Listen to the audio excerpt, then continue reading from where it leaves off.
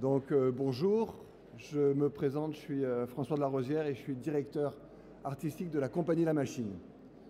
Vous allez bien? Bon. La compagnie La Machine, je vais vous la présenter, j'ai 40 minutes, je vais vous parler surtout de notre travail. À travers ça, vous pourrez analyser un petit peu notre recherche. La compagnie La Machine est installée à son siège social à Tournefeuille, près de Toulouse, à l'usine, et un établissement secondaire à Nantes, sur l'île de Nantes, au cœur de la cité, en plein cœur de la ville. Un gros atelier de fabrication. Et on est à peu près une quarantaine à travailler dans les deux ateliers. Au cœur de ce que fait la machine, il y a d'abord le théâtre de rue, le théâtre dans l'espace public. Mais notre théâtre, on doit un petit peu dériver sur l'accompagnement de projets urbains, l'urbanisme, un peu sur l'architecture. Et on a aussi un bureau d'études assez performant. Et on fait des prestations de services pour d'autres artistes quand ces productions ne sont pas connexes à notre univers artistique. Donc, au cœur de la recherche que développe la compagnie La Machine est le mouvement.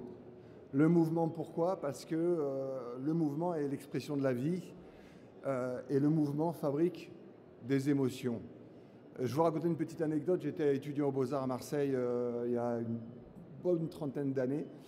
Et on construisait une machine. Sur la table avait été démontée d'une 4L, un moteur d'essuie-glace avec ses balais d'essuie-glace, une batterie. L'ensemble était connecté à la batterie et l'un d'entre nous appuyait sur l'interrupteur. À ce moment-là, la machine se mit en marche et les moteurs ont balayé comme ça et la machine s'est déplacée lentement sur la table. Alors ça m'a fait une impression bizarre, j'avais presque l'impression qu'elle se réveillait. Et le même constructeur a mis la vitesse rapide du moteur d'essuie-glace. À ce moment-là, elle est devenue violente, agressive, et elle a projeté au sol pinceau, stylo, tasse de café. Et je me suis rendu compte à ce moment-là que par le mouvement, un assemblage inerte, en fait, par son mouvement, pouvait fabriquer des émotions et faire son théâtre. Et il est vrai que le mouvement, par la longueur d'un cycle, l'amplitude d'un cycle, la fréquence aussi d'un cycle, nous renvoie à des émotions. Depuis ce temps-là, on fabrique des machines vivantes, des objets en mouvement pour produire et faire des émotions. Ce mouvement, en 2003, j'ai essayé de montrer cette aventure autour du mouvement en révélant ce que fabriquaient les constructeurs de machines de spectacle pour le théâtre de rue. Et j'ai monté, avec la compagnie La Machine, une grande exposition qui s'appelait le Grand Répertoire Machines de spectacle. Peut-être certains d'entre vous ont eu l'occasion de la voir à Toulouse, puisqu'elle a été jouée à Anvers, à Toulouse, à Marseille, à Nantes, et puis elle a fini au Grand Palais à Paris. Cette exposition réunissait 100 machines de spectacle, sorties des musées en fait, de 15 compagnies européennes, et elles étaient présentées comme des sculptures, sorties du contexte théâtral et présentées par des véritables machinistes. Cette exposition montre bien comment une machine, par son mouvement, raconte une histoire. Donc ces objets de théâtre sont devenus des sculptures. Et pourquoi ce sont des sculptures? Simplement parce que ceux qui les fabriquent pour qu'ils soient vus à 360 degrés. Mais je suis un petit peu bavard dans le film, et je vais vous laisser écouter ce que je racontais à l'époque sur un petit film qui va durer 3 minutes.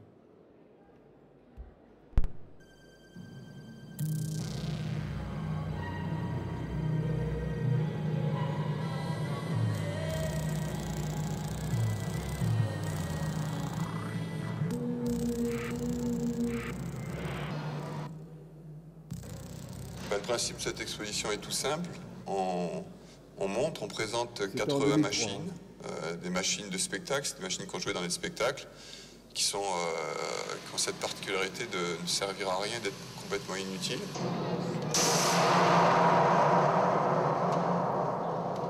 C'est un canon à tirer des œufs, donc méfiez-vous quand même. Ces œufs sont calibrés et écologiques. Très important. Bio.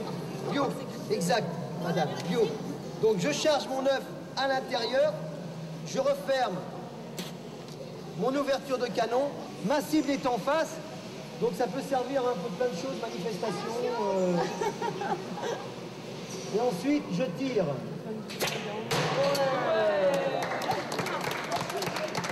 Cette expo raconte ce mouvement, enfin ce courant de constructeurs de machines incroyables, parce qu'elles ce sont en fait des sculptures quand on pose vraiment un regard sur ces objets.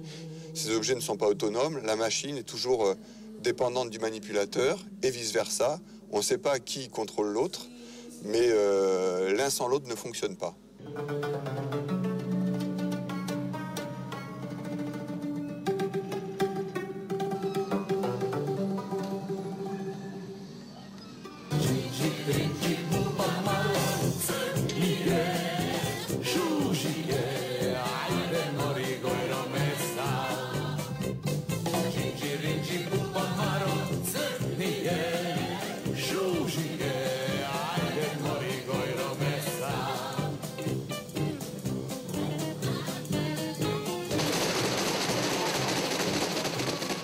La réaction des gens, c'est assez extraordinaire et c'est un peu notre récompense. En 8 jours, on a fait 24 000 personnes.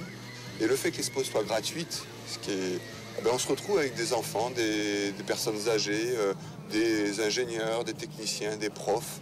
Et tout ça se mélange autour des machines, ils discutent et parlent.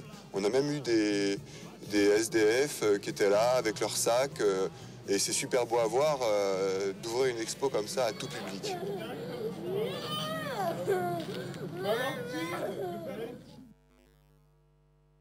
Alors, l'exposition à l'époque accueillait à peu près 800 000 personnes et elle était gratuite, l'entrée était gratuite, quoi. Ou alors 1 euro à Anvers et 5 euros au Grand Palais. Alors au départ d'une aventure de construction, pour fabriquer une machine, évidemment, il y a une étape initiale qui est le dessin. Ce qui est une étape importante parce que le dessin permet ensuite de communiquer avec une équipe. Et le dessin, c'est que le point de départ d'une aventure. Quand je dessine une machine, je ne dessine pas l'objet pour qu'on fabrique une machine en 3 dimensions qui ressemble au dessin. C'est un point de départ, un petit peu comme un bassiste va lancer une ligne de basse et les autres musiciens vont interpréter avec différents instruments, ils vont écrire leur partition qui vient se greffer, rajouter, et l'ensemble crée une musique émotionnelle, une musique cohérente. Donc le dessin, ce n'est qu'un point de départ. Et l'inspiration, pour moi, c'est le vivant. Le vivant, le vivant au sens très large du terme, c'est le monde animal, le monde végétal, un regard croisé la veille, un livre lu, un film vu, une photo, ou simplement sentir un paysage afin d'inventer une aventure en connexion avec le lieu. Je pense que rien de ce que l'homme ne pourra construire ne sera jamais du niveau du vivant. Je pense que le vivant est d'une richesse absolument infinie, qu'on n'a vraiment pas fini d'explorer, et que c'est une source d'inspiration absolument extraordinaire. Donc, lorsqu'on construit une machine, on ne cherche pas à imiter le vivant, à reproduire le vivant. On se sert de ce que le vivant nous raconte, notamment, je sais pas, la grâce d'un mouvement, la biologie d'un animal, les tensions au niveau d'un muscle, l'architecture osseuse, le mouvement en fait. Et on s'en inspire pour fabriquer une machine. Et on va tenter de fabriquer une machine vivante. On s'inspire de la nature, mais on crée une nouvelle nature mécanique, à cheval entre, on va dire, le vivant et les mécaniques, ce que je vais appeler un nouvel ordre biologique. Bon, avec un petit peu d'humour, les machines vivantes. Après le dessin, une fois que le dessin est fait, il y a évidemment une équipe avec laquelle je travaille. Ce sont les constructeurs de la compagnie qui sont des collaborateurs. Et c'est eux qui vont prendre ce dessin, utiliser AutoCAD ou un logiciel comme SolidWorks pour formaliser ce dessin sur des outils numériques afin qu'on puisse construire la machine et l'objet. Le dessin n'est que le point de départ. Les constructeurs, en fait, de la compagnie, et je pense ailleurs dans le monde, ont une sensibilité, un savoir-faire spécifique. L'un est chaudronnier, l'autre sait faire les nœuds marins, l'autre est charpentier marine, l'autre saura travailler le cuir, par exemple, vont participer à la conception de la machine. Ils vont la créer en bureau d'études, mais aussi à l'atelier, à travers des maquettes et différents procédés. Et en façonnant cette machine, ils vont apporter de leur sensibilité, qui est chaque fois unique et personnelle, dans un cadre artistique un petit peu dirigé, puisqu'il faut que tout le monde travaille dans la même direction et se mette au service du projet. Ça, c'est un peu le challenge, pour que tout le monde ne parte pas chacun dans son esthétique, ce qui déstructurerait l'objet de façon esthétique. Et sensibilité, savoir-faire va enrichir l'objet. Ce qui fait qu'en fait, je ne suis jamais sûr du résultat. Je reçois le résultat un peu comme un cadeau. Ça m'emmène à traiter la question du processus et du résultat. Je pense que dans toute fabrication, dans tout projet, la chose la plus importante, celle qui est fondamentale, c'est la question du processus, de l'aventure de construction, ce moment où on se met tous ensemble à travailler, à créer. Si ce moment est réussi, si ce moment est partagé, si au moment de créer, de fabriquer, on s'enrichit auprès des autres et on enrichit les autres, le résultat sera bon. Vous pouvez en être sûr. Quel que soit le résultat attendu, le résultat sera bon. Si vous cherchez à contraindre ceux qui fabriquent et que vous ne leur laissez pas la liberté de faire, il n'est pas sûr que le résultat soit au bout du chemin. Donc, le processus est la base, ce qui fait qu'on peut accepter, dès qu'on accepte ce postulat, que l'objet ne soit pas celui auquel on voulait s'attendre ou on devait s'attendre. On fabrique des machines de spectacle qui sont devenues aussi des machines de ville, et je vais vous parler un petit peu de nos machines de spectacle. Vous avez ici une araignée qui rencontre le tramway de Reims. Cette araignée est apparue à Liverpool en 2009. Liverpool était capitale culturelle européenne et on a terminé l'année avec un grand spectacle. Les habitants n'étaient au courant de rien et un matin de septembre, les habitants de Liverpool se sont réveillés avec une araignée géante accrochée sur un bâtiment près de la gare centrale de Liverpool. Donc les journaux étaient dans la confidence, rien n'avait fuité, la BBC avait filmé même la construction. Et donc on a appelé la compagnie La Machine, une équipe de chercheurs, professionnels de la capture d'araignées géantes, pour venir s'occuper du spécimen parce que les arachnophobes n'osaient plus sortir dans la ville et aller travailler. Donc l'image a fait le tour du monde alors qu'elle n'avait pas été annoncée médiatiquement avant et l'effet publicitaire a été sans commune mesure. On aurait voulu le faire en tapissant d'affiches Liverpool et le reste du monde, on n'y serait pas arrivé. Je vous montre un petit film qui dure 5 minutes, la moitié du petit film qui dure 10 minutes, et ensuite je vous reparlerai de cette aventure.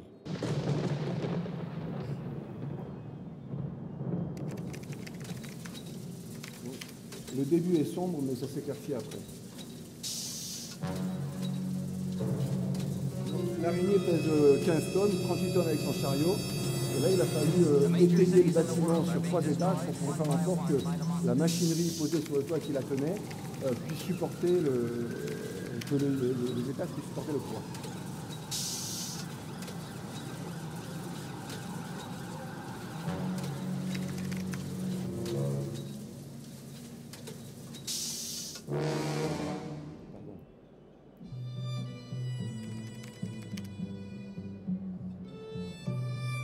Il faut comprendre que Liverpool avait fait sa mue, c'est-à-dire d'une image vraiment assez négative pour l'Angleterre. Elle avait transformé ses rues piétonnes, ouvert des centres commerciaux, avait refait un petit peu son port. Et la présence de notre machine dans les rues a révélé ce qu'était le nouveau Liverpool aux habitants du monde et aux Anglais.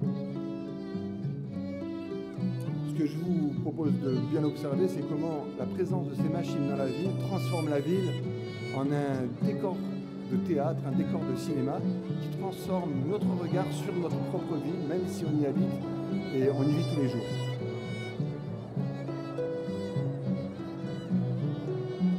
Coup de soleil.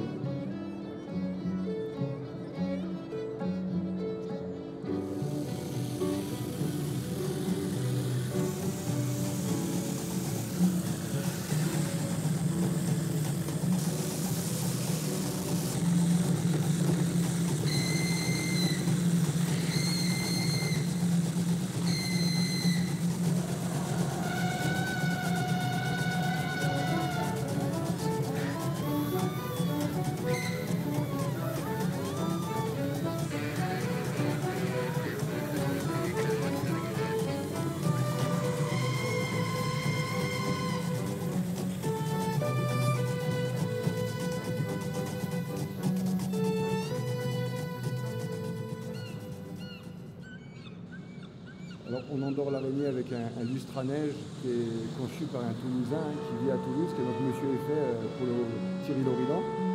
Et ce soir-là, il a neigé toute la nuit, on retrouve l'araignée réveillée, endormie, comme si un nuage s'était arrêté sur elle. Et on va la réveiller et autoriser son déplacement dans le centre-ville. Elle va passer dans les rues piétonnes.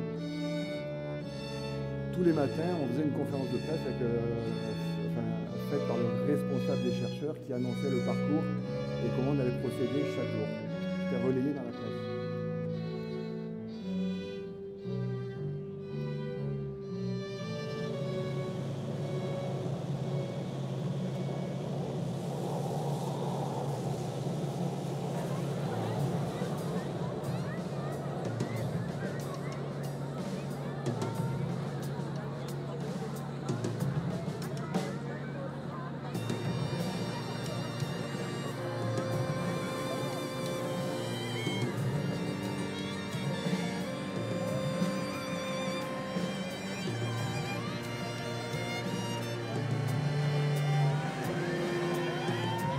On est le 4e jour à Liverpool, le temps que l'araignée rentre chez elle. Et on a pour ça fermé un des tunnels autoroutiers qui passe sous la Manche, la seule rivière. C'est un peu comme si on fermait la rocade pendant 3 jours. Et l'araignée va être emmenée, attirée avec un gros dispositif de feu à l'entrée de ce tunnel. On a rasé un rond-point pour ça. Et elle va être poussée par la fumée à rentrer dans ce tunnel et disparaître. Ce qui fait que dans l'imaginaire des habitants de Liverpool, à la fin du spectacle, l'araignée s'enfonce sous terre et aujourd'hui, pour eux, elle y est encore. Donc ils vivent avec la terreur d'avoir une araignée sous leurs pieds.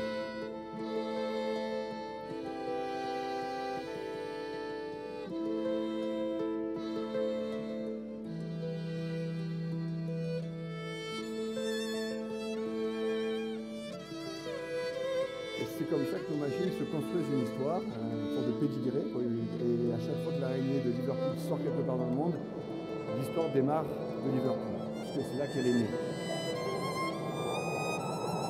Ensuite, elle arrive à Yokohama, mais je vous évite la suite de cette vidéo. Dans les spectacles que l'on mène, il y a une autre forme qui est assez intéressante, mais qui n'a rien à voir avec celle-là, enfin, qui a quelque chose à voir. Elle dure 4 jours, c'est l'expédition végétale. C'est un engin aéroporté à dynamique apathique, c'est-à-dire qui avance à peu près, qui vole à la vitesse d'une mobilette et qui transporte des végétaux, chargés de végétaux. C'est une serre volante, en fait, avec à son bord un équipage de 15 âmes, 15 chercheurs, 15 scientifiques qui voyagent dans le monde pour faire des expériences. Cette machine atterrit sans qu'on le sache, hein. C'est pas annoncé, elle atterrit du jour au lendemain, dans la nuit, pardon, en plein cœur de la ville, sur une place centrale. Et là, les chercheurs débarquent leur campement, leurs végétaux, et commencent leurs expériences. Alors le public arrive, voit les chercheurs qui sont en combinaison de plongée, mais qu'est-ce que vous faites là? C'est une exposition? Non, on a atterri cette nuit dans des conditions météo qui n'étaient pas tellement propices. Ah bon? Ça vole pas? Oui, ça vole parce que les ballons gonflent avec un gaz qui s'appelle le pétane G3, plus léger que l'air, qui se dilate, etc., etc.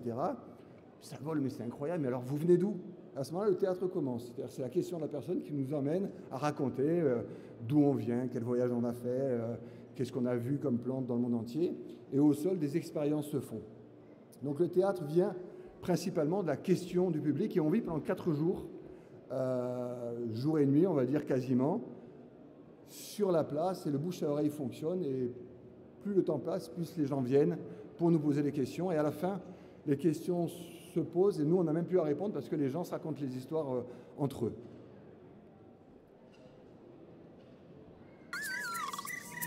Il y a du son normalement. Alors, parmi les chercheurs, on a un phytomusicologue qui étudie l'acoustique et la relation entre plantes et acoustique. Et ces chercheurs ont réussi à mettre en évidence le fait que c'est la réunion les plantes produisent de l'électricité, on arrive à la stocker, ça fait marcher, ça rend l'objet complètement autonome. Fait à 3h48. Et la journée d'aujourd'hui est destinée à l'installation du campement. Tout d'abord, je vais quand même faire une présentation de notre équipe. On est une équipe de chercheurs et de scientifiques de toute nationalité. Le principe physique qu'on a découvert, c'est du phytovoltaïsme. Alors, qu'est-ce que c'est que le phytovoltaïsme? Le soleil, il éclaire les plantes. Il y a une réaction chimique qui se fait dans les plantes et elles créent de l'énergie. Elles prennent de l'énergie dans le sol, de l'eau, des aliments, et après elles poussent. D'accord? Nous, on récupère une partie de cette énergie pour en faire de l'électricité. Tu peux me faire passer le téléphone portable? On a un problème avec une plante là. Faut du massage. Allô? Mon mari? Vous préconisez un massage sonique? C'est bon? C'est bon.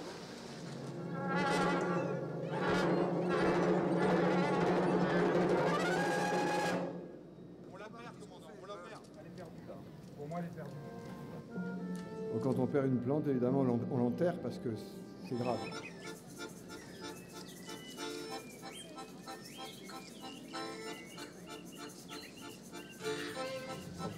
Alors, la production électrique n'est pas la même pour toutes les plantes. C'est pour ça qu'on voyage aussi autour du monde, à la découverte et à la recherche de nouvelles plantes. On a un phytomusicologue qui peut vous indiquer qu'est-ce qu'il vaut mieux produire comme son pour qu'une plante s'épanouisse.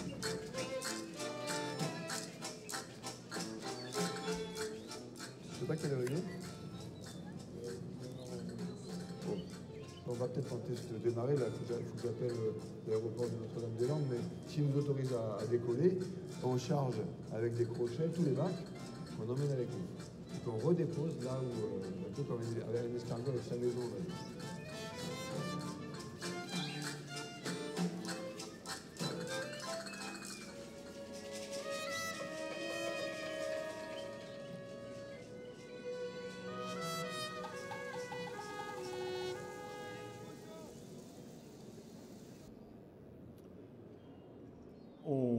Donc ce spectacle a tourné un peu dans l'Europe et dans le monde entier, et il est venu sous sa première forme à Toulouse, près des allées Jules Guesde.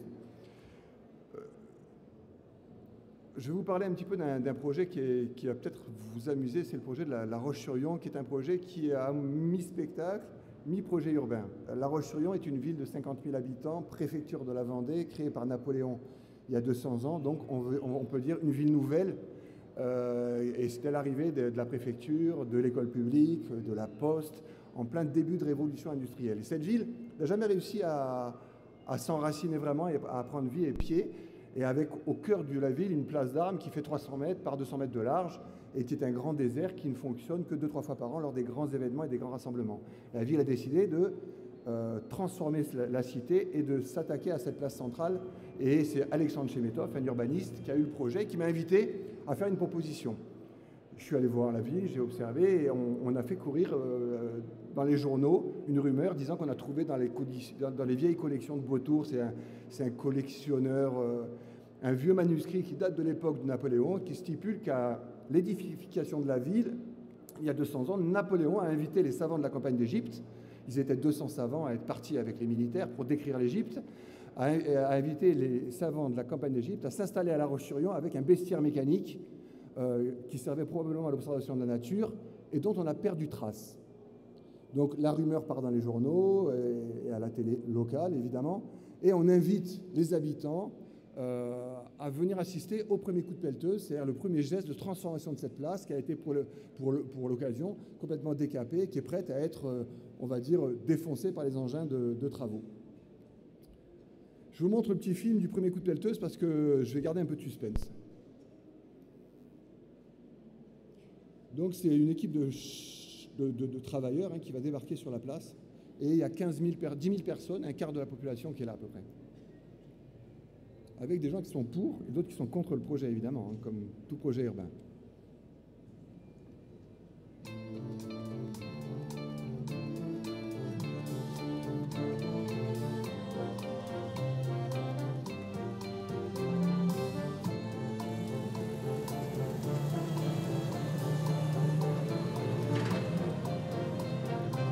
Les pelleteuses vont frimer un petit peu, puis après, elles vont s'endormir.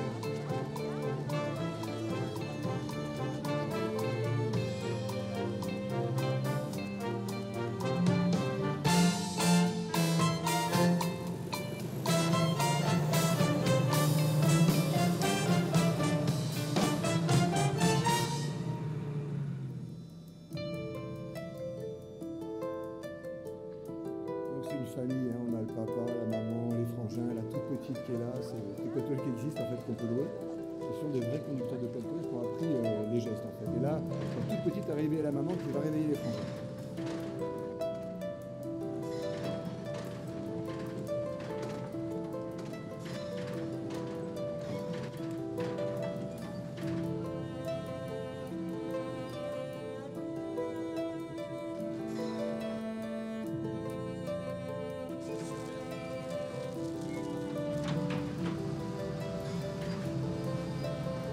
Les habitants étaient attachés à leur place, donc c'est assez douloureux pour eux de voir les pelleteuses commencer à creuser.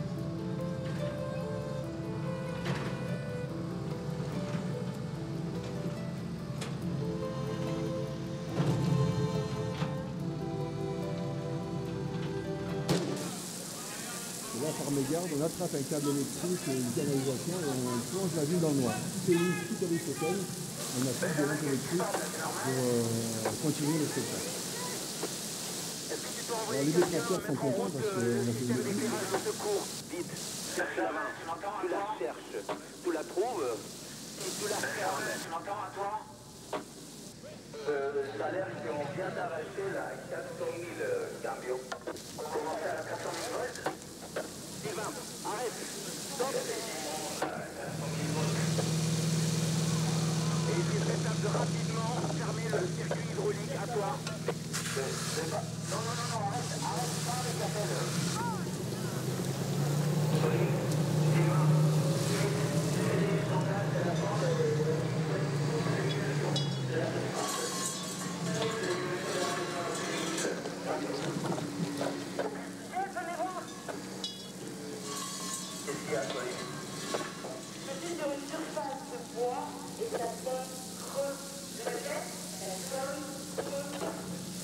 Incroyable, qu'est-ce que c'est que ce truc? Cette pièce doit faire au moins 10 mètres de long. Regarde ce que j'ai dans la main. Ce sable. Je ne pense pas me tromper en disant que c'est du limon du Nil. Tu sais ce qu'il faut faire. Faire appel au 2E2A. À toi. On y va. Pauline, Sylvain, faites le périmètre de sécurité qui est versant et rentre la zone. On fait appel aux 2E2A qui sont l'équipe d'extraction archéologique, des professionnels de l'extraction qui viennent en aide aux ouvriers.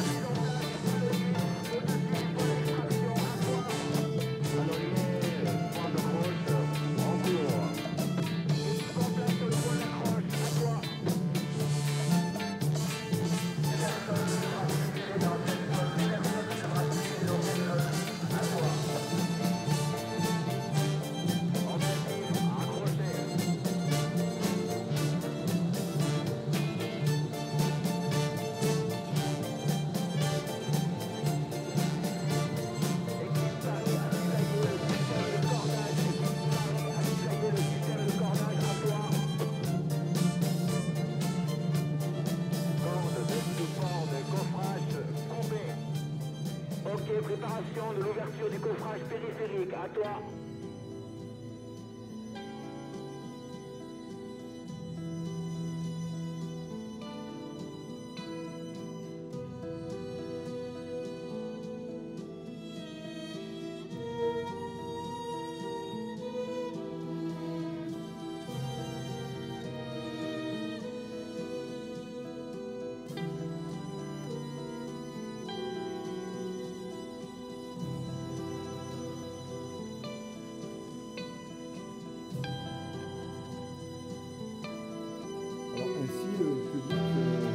Découvre avec nous le premier animal de la place, qui vient probablement de la campagne d'Égypte, et les bords de la caisse deviennent le socle. L'animal est posé sur la place, on est le samedi, et on utilise le dimanche pour installer des palissades qu'on a dessinées pour préparer le vrai début du chantier, puisqu'on va y creuser des bassins pour créer un jardin dans la ville en fait avec l'urbaniste.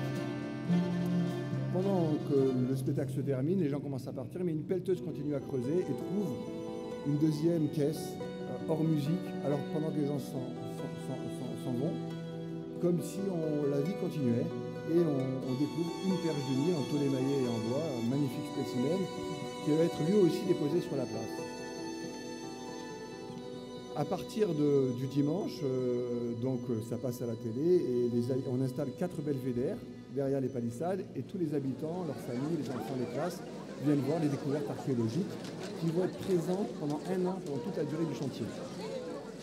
Sur la place Napoléon, une façon de mettre en scène un peu l'acte de transformer la ville.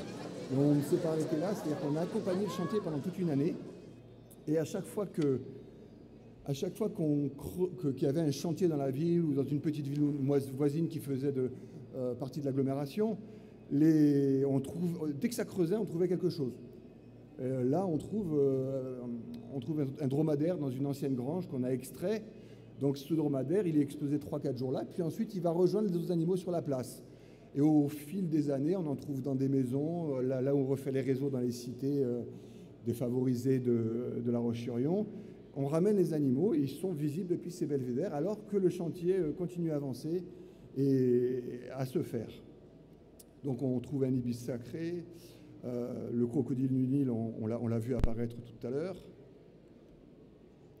Et les animaux sont implantés sur des socles dans les bassins avant que les bassins soient recouverts d'eau. On trouve des grenouilles, une loutre aussi. Et on installe des postes de commande qui sont en libre accès, gratuit d'accès, postes de commande depuis lesquels on va manipuler ces animaux lorsqu'ils seront dans l'eau et qu'on les aura réveillés, parce qu'un an après, on réveillera les animaux de la place et on passera la main aux habitants pour qu'ils apprennent à les manipuler. Pendant toute l'année, on ouvre 4 ou 5 fois le chantier au public, donc on crée un ERP, une sorte de chantier théâtre dans lequel le public vient à la rencontre. Une fois, on va jouer de la musique avec des instruments mécaniques dans les bassins, un peu comme dans une piscine vide avec ce que vous pouvez comprendre que ça représente comme acoustique. Une autre fois, on va atterrir avec l'expédition végétale et aider les entreprises à planter. L'autre fois, on va inaugurer les pelouses avec un dîner des petites mécaniques. Les bassins vont se remplir au fur et à mesure qu'on va planter le végétal. Et à la fin de l'aventure, on réveille les animaux de la place. Aujourd'hui, ça fait 3 ans, les animaux de la place sont toujours dans l'eau. C'est ouvert au public. Vous pouvez y aller en Vendée, à La Roche-sur-Yon. C'est en même temps la plus belle gare routière du monde parce qu'il y a 2000 bus qui passent, mais on les sent pas. Ces bus partagent l'espace piéton. Et les étudiants qui vont à l'école et qui viennent de toute la périphérie de La Roche-sur-Yon s'arrêtent avant d'aller à l'école et manipulent un petit peu les animaux de la place. Pourquoi ce projet? Parce qu'en fait, La Roche-sur-Yon a vu construire 3 grands centres commerciaux sur les 3 pénétrantes de la ville, ce qui fait que, comme c'est très rural, les gens ne rentrent pas dans la ville, ils s'arrêtent dans les centres commerciaux, ils ont le bowling, le cinéma, ils font leurs courses et ils ne vont pas dans la ville, ce qui fait qu'il a fallu trouver un moyen pour que les habitants reviennent dans le centre-ville, et ça marche, puisqu'aujourd'hui, l'été, on parle toutes les langues, et les gens viennent de la plage quand il ne fait pas trop beau à La Roche-sur-Yon. Ici, vous avez les vétérinaires qui sont des employés municipaux qui ont été formés et qui s'occupent quotidiennement à vue des animaux de la place. Ça fait partie de l'aventure. Dans les projets d'accompagnement urbain, évidemment, le projet des machines de l'île de Nantes avec le grand éléphant, le carrousel des monts marins et demain l'arbre héron. L'île de Nantes, c'est 5 km de long par 1,5 km de large, les anciens chantiers navals, beaucoup de friches industrielles. L'industrie est partie ailleurs, il faut reconstruire la ville. Cette île est au cœur de l'agglomération, au cœur des 23 communes qui forment l'agglomération. On propose avec Pierrot et Fils, un ami, un projet qui s'appelle Les Machines de l'île de Nantes, d'installer des perturbations sur l'île pour obliger les Nantais à traverser la Loire, passer le pont pour venir pratiquer ce territoire. Pourquoi? Parce qu'un territoire pratiqué, c'est un territoire vivant, il y a des échanges émotionnels, mais si les gens sont là, ils aiment y habiter, les commerces se développent et la ville démarre en fait. Et la vie prend dans la ville et la ville s'accélère. Ça a commencé en 2007 par le grand éléphant de l'île de Nantes qui fait 50 tonnes, qui mesure 12 mètres de haut, qui peut embarquer dans son ventre et sur son dos une 50aine de passagers et qui se déplace quotidiennement sur l'île de Nantes, visible jour et nuit, puisque quand il ne se déplace pas, il dort dans la rue. Ça a été la première tranche. On a fait naître le grand éléphant sorti de notre atelier, un peu comme on lançait les bateaux à l'époque. On a créé une galerie des machines qui est alimentée par les productions de l'atelier et renouvelée en permanence. On fabrique dans l'atelier de la compagnie la machine, ça passe par la galerie des machines, ensuite ça va coloniser le territoire de l'île de Nantes.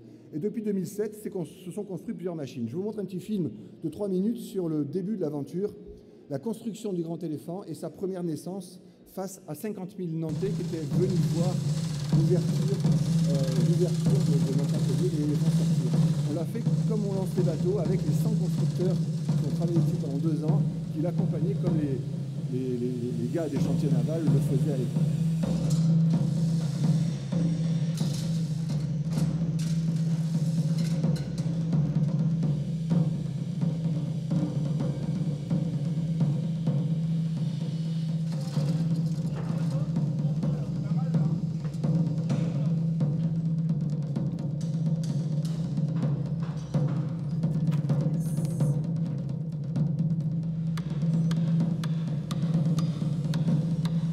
Cela fait des mois que nous attendions cet instant. Nous en parlions, nous en rêvions, et là nous entendons ces premiers souffles, ces premiers pas. Alors, je ne vous fais pas attendre plus longtemps. Avec vous, je m'adresse au premier-né des machines de l'île de Nantes. Bienvenue au Grand Éléphant de Nantes et vive Nantes!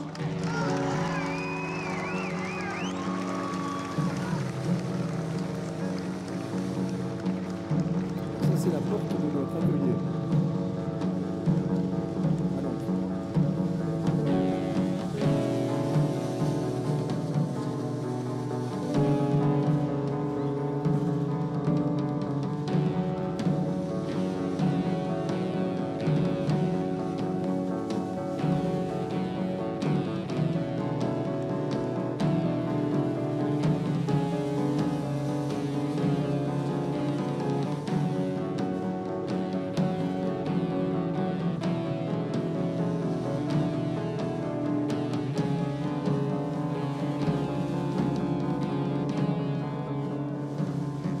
Ce qu'ils vont découvrir depuis le dos d'éléphant, c'est la ville en train de se transformer, quoi.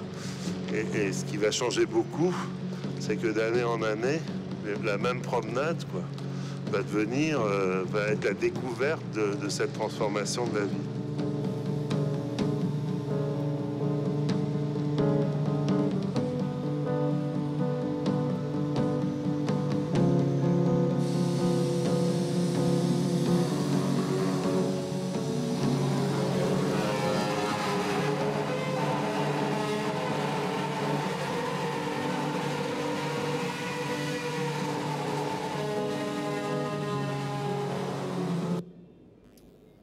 Alors l'aventure a commencé en 2007 et il y a une deuxième tranche qui est arrivée en 2012, mais les tranches ne sont pas conditionnelles. Si les citoyens en ont marre, on arrête le projet, c'est-à-dire qu'à chaque fois il faut reconvaincre les institutions de remettre au pot pour lancer la deuxième tranche. La tranche qui a suivi, c'était le carrousel des mondes marins, qui est un manège en fait sur 3 niveaux qui traite du monde de la mer avec les profondeurs marines, les abysses et ensuite les animaux flottants. Je vais passer un peu vite si on veut avoir un peu de temps de poser des questions. J'aimerais quand même vous montrer notre cheval dragon. L'éléphant embarque 50 personnes dans son dos, les emmène jusqu'au carrousel, les gens débarquent sur l'embarcadère du carrousel et font un tour de manège pendant que l'éléphant rembarque 50 personnes. 16 fois par jour, l'éléphant embarque du public. Un petit film de 2 minutes qui montre un petit peu jusqu'à l'arrivée du grand éléphant sur le carrousel à Nantes. Donc en fait, on paye pour rentrer dans le carrousel ou pour rentrer dans l'éléphant. Mais l'accès à la scène, on va dire, est gratuit. Je vais pas laisser le film parce qu'on a peu de temps. Il y en a d'autres qui vont arriver. La prochaine machine, je vous en parle un tout petit peu parce que là, on part aux États-Unis pour lancer une grande campagne de crowdfunding pour arriver à faire cet arbre héron à Nantes, qui est un arbre de 50 mètres de diamètre, qui va mesurer 30 mètres de haut et sur lequel vont voler 2 hérons de 15 mètres d'envergure qui transportent chacun 25 personnes. Ces hérons vont voler à peu près à 40 mètres de hauteur. À l'intérieur, on aura un petit café-restaurant et on visitera des jardins suspendus. On rentrera dans cet arbre d'acier et végétal par un escalier à double révolution. Et ça va être installé dans une carrière. Alors, politiquement, c'est validé. Maintenant, il faut qu'on trouve une partie de l'argent pour le faire à l'horizon de 2020-2022. On a dans la galerie des machines des prototypes. Notamment, là, vous avez une chenillère penteuse qui sera un passeur de branches. Vous pourrez, à 22 mètres de hauteur, passer d'une branche à l'autre à dos de chenillère penteuse. Et vous pouvez aller l'essayer, d'ailleurs, actuellement dans la galerie des machines. La maquette au 10e de l'arbre héron, avec derrière des ascensionneurs qui sont des petits ascenseurs individuels qui permettront de grimper dans la canopée. Alors, ils sont validés, on peut transporter du public sur des ascenseurs monorail. Et la maquette qui avait été plantée dans la galerie des machines. Un prototype du futur héron à l'échelle 1,5 avec 2 passagers et des manipulateurs. Et pour finir, parce que les machines de Lille, vous pourrez y venir, hein, c'est pas très loin, Nantes, je vous invite à passer à Nantes, vous verrez aussi notre atelier. Je vais vous parler un petit peu de Longma et je vais vous emmener dans notre atelier à Nantes, un petit film de 2 minutes qui montre la fabrication de Longma. Ce qui est particulier, Longma a été créé pour fêter le 50e anniversaire de la réouverture des relations diplomatiques entre la France et la Chine. C'est que notre atelier est au cœur de la ville et on n'a pas d'espace extérieur où stocker le matériel. Donc quand on ouvre notre porte monumentale qui fait 12 mètres de haut par 7 mètres de large, on sort et on travaille dans l'espace public. On est sur la place publique comme si on était place du Capitole ou ailleurs, place Wilson, en train de travailler avec une machine. Et on met au point à vue et on répète à vue. Donc on va voir les répétitions du Cheval Dragon en 2014 sur le parvis à Nantes.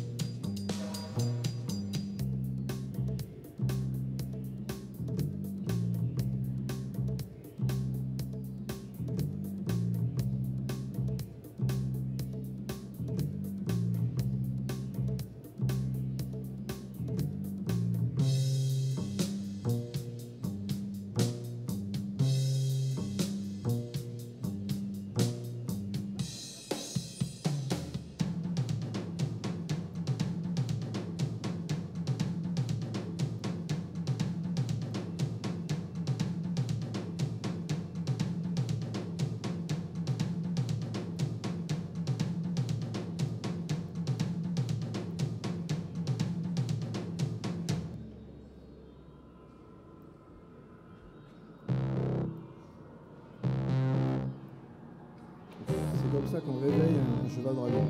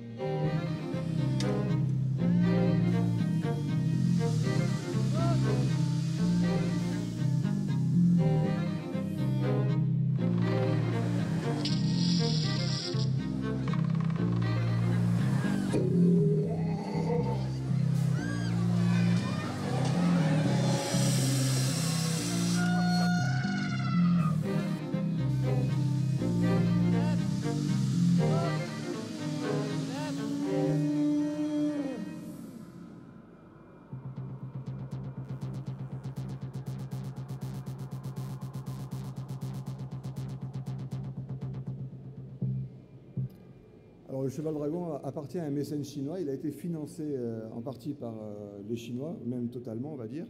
Et on va dire que la Chine a offert à la France la possibilité, à la France, de faire un cadeau à la Chine. C'est un peu ce qui s'est passé, ce qui montre un peu les niveaux de l'état de notre économie.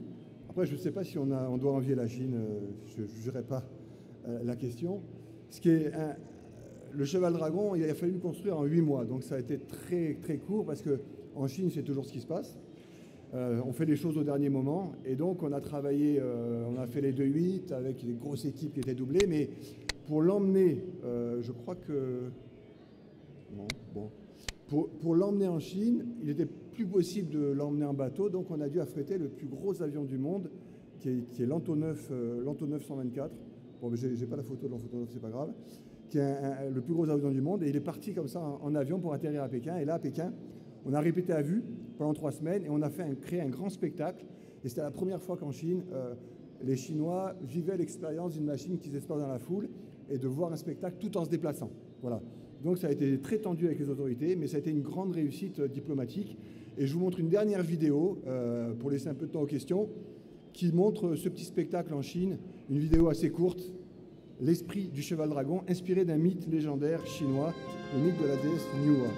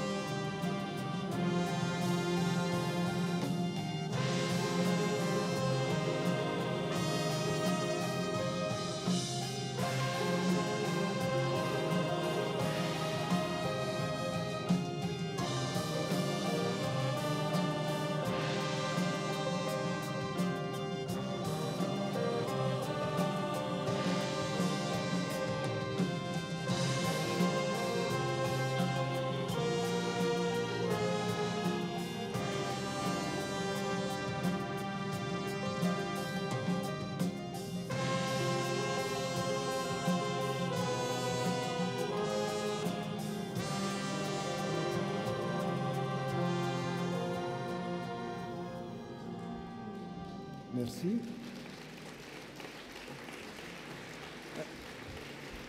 Juste un petit mot pour remercier l'équipe du Fab Lab de m'avoir nommé parraine cette année du Fab Lab. J'en suis très fier et je suis vraiment très heureux d'être avec vous. On va faire des questions assez courtes, pas trop longtemps je pense, pour si vous avez quelques questions sur... voilà, toutes les questions sont possibles et ouvertes, il faut juste se lancer. Et après, je pourrais continuer à vous rencontrer. Je suis là ce soir, si on n'arrive pas à aller au bout des quelques questions que vous poserez. Alors, je vais prendre la parole très rapidement. Déjà pour te remercier, François, d'être venu et d'avoir accepté d'être le parrain de cette édition. Alors, sans machine, on aurait tous voulu voir derrière cette palissade arriver le dragon, mais malheureusement, ce ne sera pas le cas aujourd'hui. En tout cas, merci beaucoup de nous faire l'honneur d'être là. Moi, j'ai deux petites questions, une pour le public d'abord et une pour toi ensuite pour lancer la discussion. Alors, pour le public, je voudrais savoir, vu que la salle est assez pleine, là je pense qu'il y a plus de 200 personnes, j'ai vu passer un tweet tout à l'heure avec une bonne suggestion. Je voudrais savoir qui est d'accord avec le fait d'installer une araignée géante sur la façade du Capitole à Toulouse. Qui est d'accord? 2 araignées? Oui. Voilà. Il faut proposer une façade un peu plus haute. Oui. Qu'est-ce qu'on a? Alors ma deuxième petite question, du coup, elle est pour toi, face à cet engouement général. Est-ce que si on imagine la création d'une araignée géante qui s'installerait sur la façade du Capitole à Toulouse, est-ce qu'on pourrait par exemple penser qu'une partie de cette araignée pourrait être fabriquée ici au Fab Lab, puisque tu es le parrain de cette édition, et que si chacune des personnes qui a envie de voir cette araignée se fabriquer s'engage à participer à un bout de la création, on pourrait imaginer qu'elle traverse la ville de Toulouse, du Fab Lab au Capitole, pour venir s'accrocher au Capitole. Je te coince un peu, tu es un peu obligé de dire oui. Oui. Je peux pas dire oui. Ah, d'accord. Je peux pas dire oui parce que c'est... Souvent, quand on propose un projet à l'étranger, on nous dit, notamment en Chine, ils aimeraient bien qu'on aille produire et construire en Chine. C'est-à-dire qu'on déplace notre atelier ou que moi j'y aille seul et que je construise avec les Chinois, par exemple. Je travaille depuis 15 à 20 ans avec des gens qui m'accompagnent et avec qui ensemble on a développé un savoir-faire, une technique et on gagne de plus en plus de temps. Nos procédés évoluent. Donc on peut faire rentrer des gens nouveaux, mais déplacer une production, c'est absolument impossible pour nous parce qu'on y passerait trop de temps.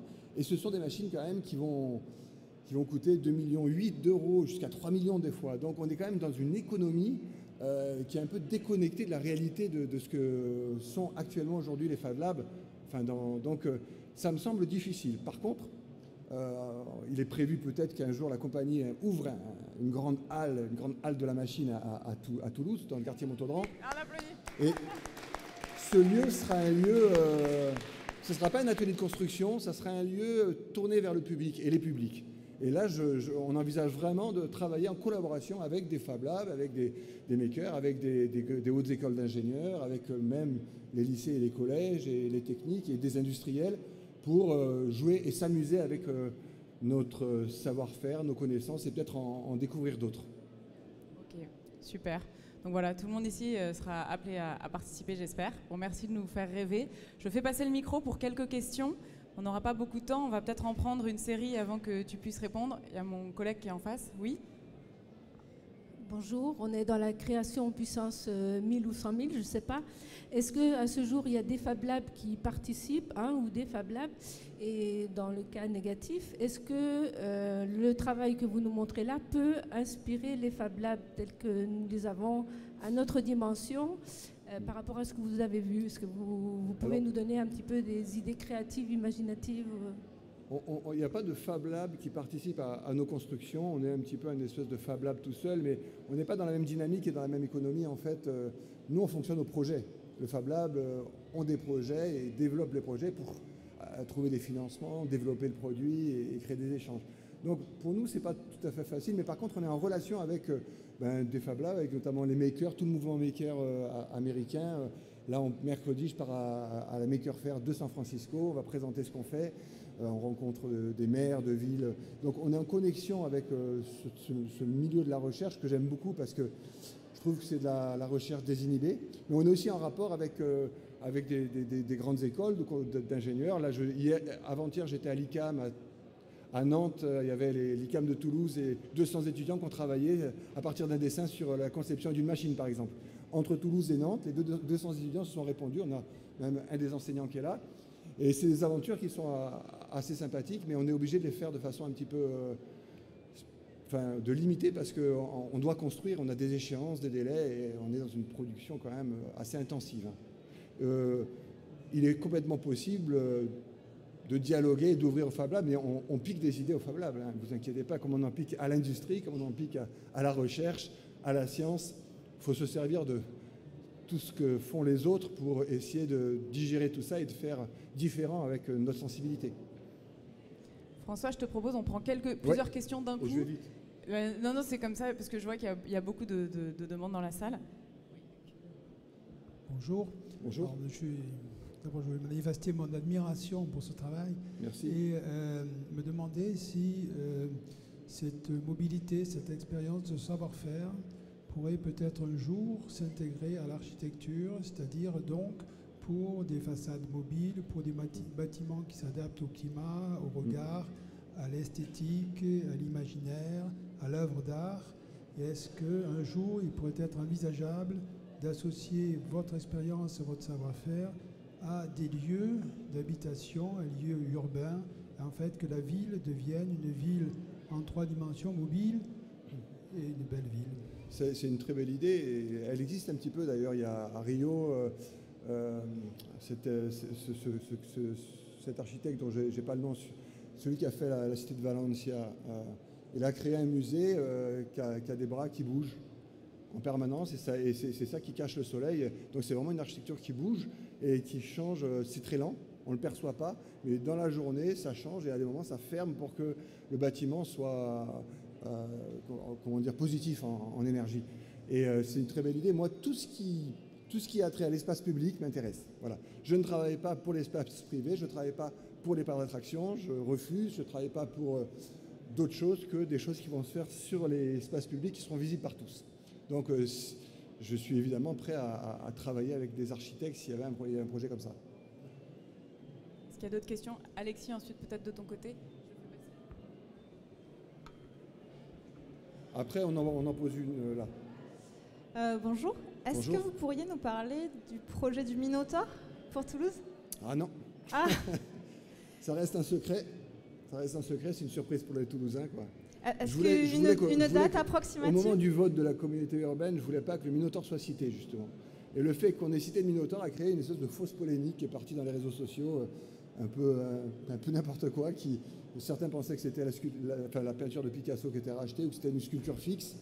Et on n'aurait pas donné le nom du Minotaure, on n'aurait pas pu imaginer, et la surprise aurait été totale. Mais on est sur une échéance avec la métropole de 2018, pour courant 2018, peut-être avant l'été 2018 ou après l'été.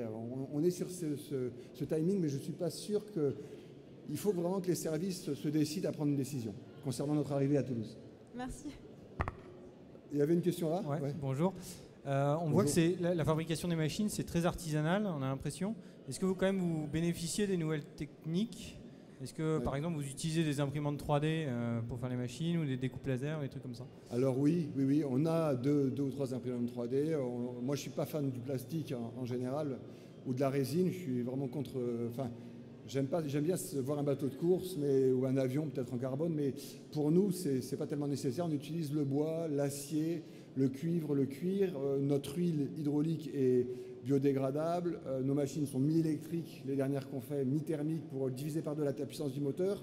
Donc on a un souci de recyclage de nos machines qui est très important, et aussi d'origine des matériaux. Le bois qu'on utilise vient toujours de forêts de culture, en fait. Ça, c'est un premier point. Deuxième point, on est à fond en technologie. C'est-à-dire qu'on a un gros bureau d'études, on travaille sur des logiciels. Il y a même chez nous des chercheurs qui développent des logiciels avec EDF sur des logiciels de calcul, et on travaille avec tous les outils numériques, puisque à partir de... Mais ça ne se ressent pas dans les machines, effectivement, parce que je ne veux pas que ça se ressente. Je ne veux pas travailler dans le monde du futur. On crée de l'imaginaire dans les villes, et le bois est comme la peau, en fait, ça va bronzer dans le temps. Il y a un problème, on va enlever la pièce de bois, en recoller une, et ça sera réparé, ça deviendra encore plus beau, quoi. Une pièce travaillée à l'imprimante numérique, Très vite, quand elle se casse, elle est difficilement réparable, ça devient vite dégueulasse, un peu comme la résine. Mais par exemple, on a développé pour une prochaine machine un exosquelette, et pour avoir la légèreté, on a conçu toutes les pièces en carbone et avec des imprimantes numériques.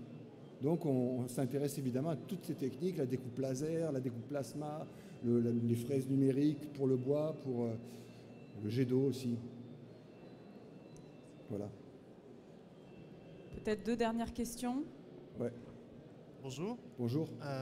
Déjà, merci beaucoup pour tout ce que vous faites, parce que c'est incroyable.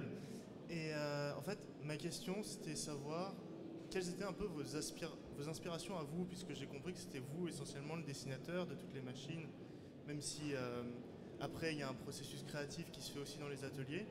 Mais est-ce que vous êtes influencé par, je sais pas, Jules Verne, toute la littérature steampunk, Peter Shooten, des choses comme ça? Oui, évidemment.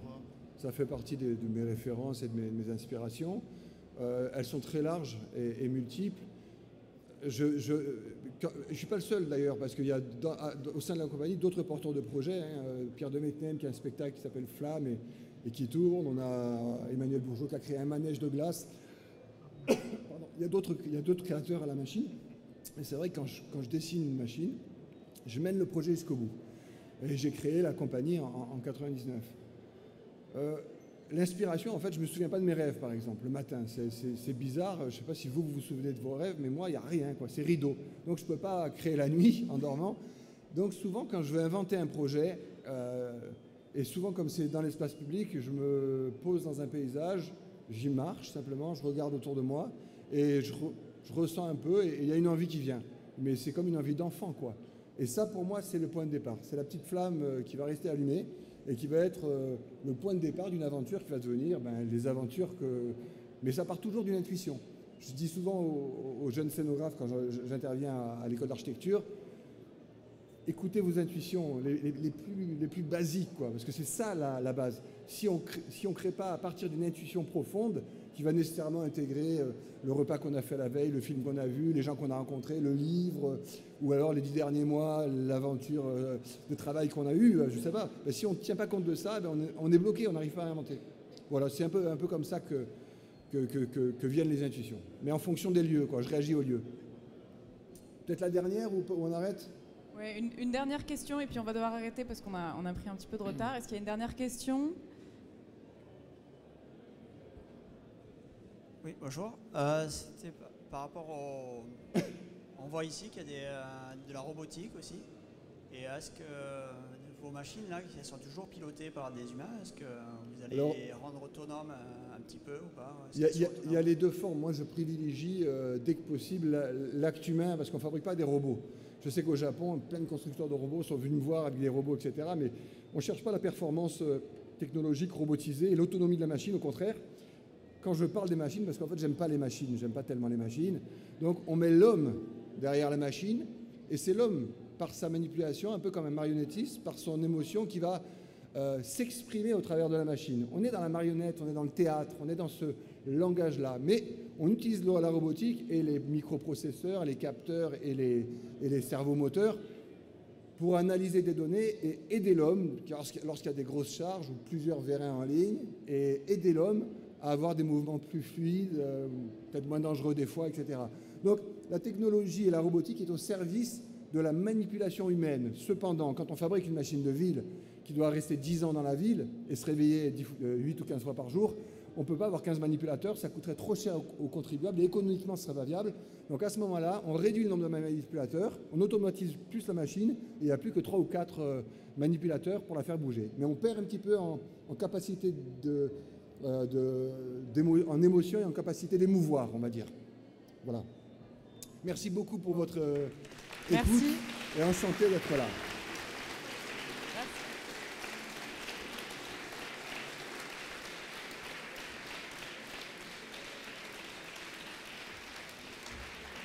Alors, merci beaucoup François pour ce beau moment d'imaginaire et de partage. Je vous invite tous à faire une petite pause de 10 minutes et à revenir ici dans la salle de conférence pour la dernière conférence de la journée sur Fab Lab et Océan avec Chris Wilkinson de la Fab Foundation, Philippe Barre de Darwin à Bordeaux. Le fonds Explore Plastic Odyssey, et on parlera à la fois d'exploration sous-marine, de fabrication de robots d'exploration, donc du fond des océans, de recyclage et de tout un tas de construction de bateaux autonomes. Donc je vous invite à rester ici et à revenir dans 10 minutes à peu près pour qu'on commence pas trop en retard. Merci beaucoup.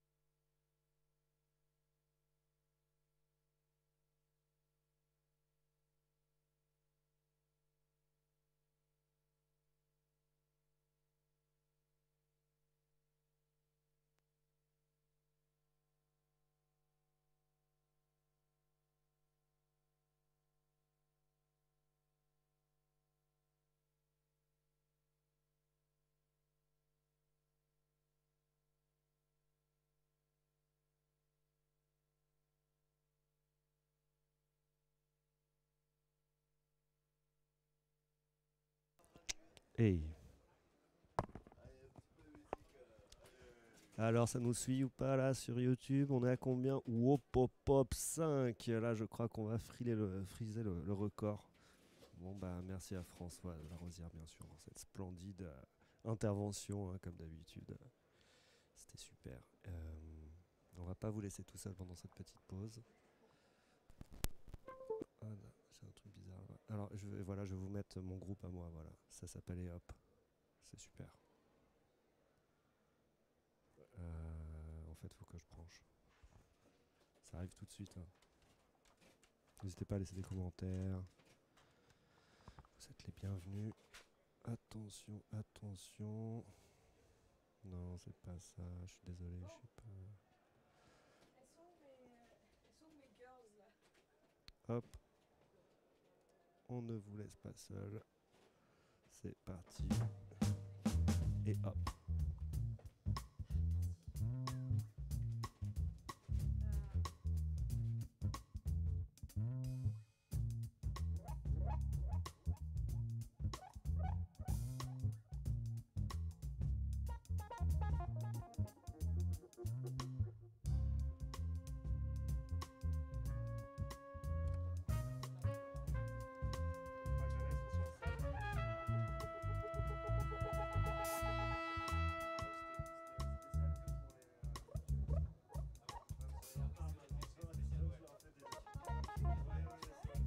Thank you.